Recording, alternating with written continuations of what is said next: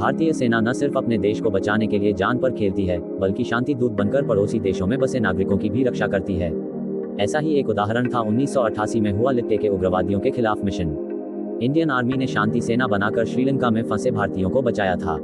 Sri Lanka civil war में शहीद हुए कैप्टन सुनील चंद्रा की मां ने उनकी अनटोल्ड स्टोरी शेयर करती है और कहती है कि बचपन से वह शहीद होने की बात करता था। 30 साल पहले अपने जवान बेटे का जनाजा देखने वाली उषा सक्सेना लखनऊ के राजाजीपुरम में अकेली रहने को मजबूर हैं। पुराने जख्मों को ताज़ा करते हुए वो बताती हैं, सुनील बचपन से बहुत शरारती था। 2 बहनों के बीच इकलौता भाई था वो, सभी उसे लाड करते थे। पता नहीं उसमें क्या जुनून था, हर वक्त सेना में जाने की बात करता था। 10-12 साल की उम्र से ही वो कहता था, देखना माँ, एक दिन मैं अपने देश के लिए शहीद हो जाऊंगा। हम हंसकर टाल देते थे, सोचा नहीं था उसकी बात सच होगी। कैप्टन सुनील चंद्रा का जन्म 14 जुलाई 1962 को फतेहगढ़ में हुआ। उनके पिता नरेश चंद्रा स्टेट बैंक में ऑफिसर थे और मां उषा हाउसवाइफ।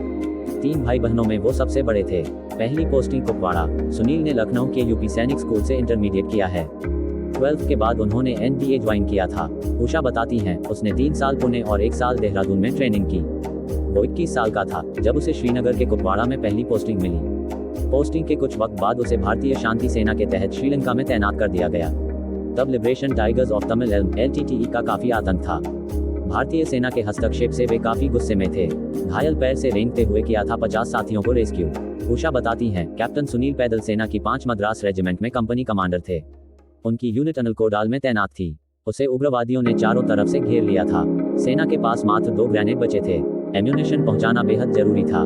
सुनील हर जिम्मेदारी खुद उठाना पसंद करता था। इस बार भी उसने वही किया। वो कुछ साथियों के साथ पैदल ही जंगल के रास्ते एम्यूनेशन लेकर निकल पड़ा। उग्रवादी पहले से रास्ते में घात लगाए बैठे थे। उन्होंने छिपकर गोलियां बरसाना शुरू कर दी। इस हमले में सुनील के सीने में कई गोलियां लगी थी और एक पैर बुरी तरह से जख्मी था। 8 साथी रास्ते में ही शहीद हो चुके थे। मेरा बेटा घबराया नहीं। घायल होने के बावजूद वो अकेले जमीन पर रंगते हुए सेना के पास हथियार पहुंचाने में कामयाब हुआ। हथियार मिलने से वहां फंसे 50 सैनिकों की जान बची, लेकिन कैप्टन सुनील शहीद हो गए।